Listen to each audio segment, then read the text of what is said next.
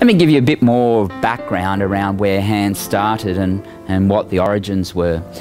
Well, I was working in Thailand following the Boxing Day tsunami as part of the Australian forensic team who were deployed to identify the people who died. And while I was working over there, I met a lady by the name of Jill Williams, and Jill was part of my team who was from the UK, and she'd previously met this beautiful lady by the name of Kunrochana, who was looking after a group of kids who'd lost their parents to the tsunami. Jill very quickly challenged me to help change the lives of these kids, and that day Hands Across the Water was born. 10 months later we opened our first orphanage, and it was at that point that I started to appreciate the needs that existed. And what became clear to me was that with the action came clarity.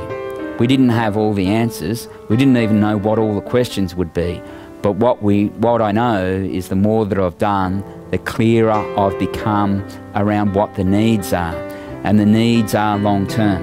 It's about focusing on sustainable projects, and it's one of the things that I think sets us apart is that we've put in place, while we've taken care of their immediate needs, so the kids are healthy, they're well fed, they're all in school, and Bantham Nam Chai, the orphanage, is a beautiful home. But to complement that, we've put in place some sustainable projects. So we've invested in a rubber plantation, in fish farms, in bamboo plantations, and in education to support the kids long term. And it kind of ties in really nicely with what we're about on a contextual level, because we're about providing education, environment, and improvement opportunities for the Thai kids and their communities. And we're going to do that moving forward, and one of our commitments we stay really strong to is committing that 100 cents in the dollar which is donated to us goes to the projects.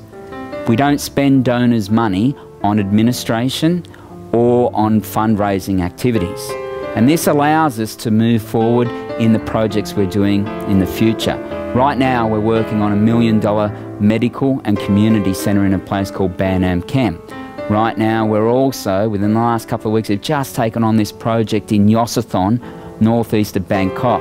The kids there are in a desperate state, exactly where our kids were 5 years ago.